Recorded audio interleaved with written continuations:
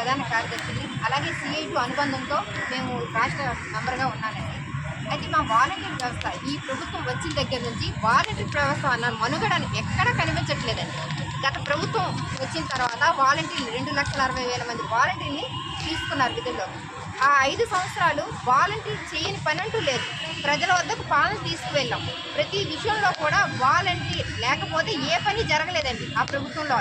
మేము చేసింది వైసీపీ ప్రభుత్వానికి అయితే కాదు. వైసీపీ ప్రభుత్వంలో ఉన్నప్పుడు మేము వాలంటీర్గా వచ్చి ఉండొచ్చు, కానీ మేము చేసింది అయితే వైసీపీ ప్రభుత్వానికి చేసాం. వైసీపీ నాయకులకి ఎవరికి చేయలేదు. అప్పుడు మేము చేసిన వర్కుల్లో కూడా టీడీపీ వాళ్ళకి చేసాము, జనసేన వాళ్ళకి చేసాము, అన్ని పార్టీల వరకు మేము సేవ అందించాము. అయితే కరోనా టైంలో కూడా మేము ఇంటి బయటకు వచ్చి ప్రతి ఒక్కరం కూడా ముందుండి పాల్గొన్నామండి.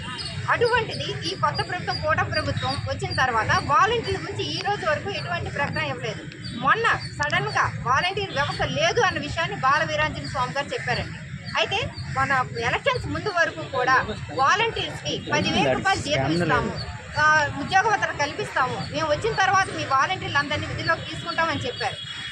అలాగే ఆగస్టు 9వ తేదీ ఇదే బాల వీరాంజనేయులు గారు ఇప్పుడు ఎలాగైతే జీవో లేదు, మీకు 2023 నుంచి 2024 వరకు జీవో లేదు, రెన్యువల్ అవ్వలేదు, మిమ్మల్ని తీసేస్తున్నామన్న ఇదే వీరాంజనేయులు గారు ఆగస్టు 9వ తేదీన జగన్ గారి ప్రభుత్వం వాలంటీర్లు ఎవరికి రెన్యువల్ చేయలేదు, కానీ మా ప్రభుత్వం వచ్చింది, మీకు జీతాలు ఇప్పటి వరకు ఇవ్వకపోవడానికి కారణం అదే, కానీ మేము ఇప్పుడు మిమ్మల్ని రెన్యువల్ చేస్తాము, మీకు కొత్త జీవోని తీసుకొస్తాము, మీకు జీతాలు వేస్తాము, మీ వాలంటీర్ వ్యవస్థ అయితే ఖచ్చితంగా ఉంటుందని ప్రెస్ మీట్లోనే అతను చెప్పారండి.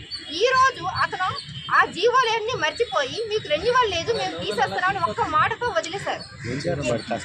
ఇంత కష్టపడి ఇన్ని సంవత్సరాలు 5 సంవత్సరాలు ఎటువంటి ఎక్స్పీరియన్స్ లేకుండా వర్కులు చేశాము. ఎటువంటి ఏ టైంకి రమ్మంటే ఆ టైంకి మేము వెళ్ళి వర్కులు చేస్తాము.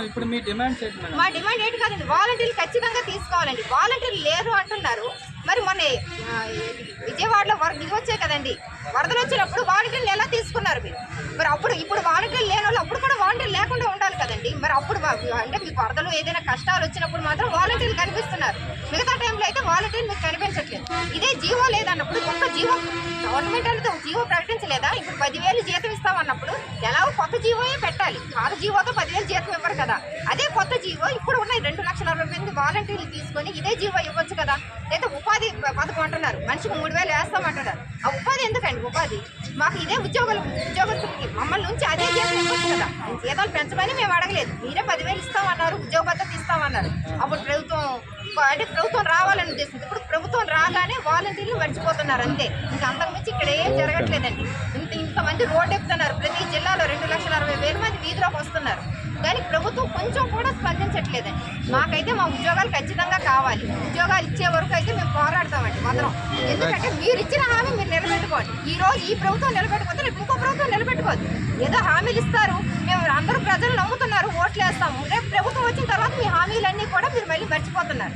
అలాగే ప్రతి ఒక్కరు కూడా జరుగుతుంది కనుక ఇదైతే మాకు ఉద్యోగాలు వచ్చే వరకు, మాకు ఉద్యోగ భద్రత కల్పించే వరకు, మీరు ఇస్తామన్న 10,000 ఇచ్చే వరకు అయితే మాత్రం మేము అందరం కూడా ధర్నాలు దిగడానికి సిద్ధంగా ఉన్నామండి. ఓకే మరి.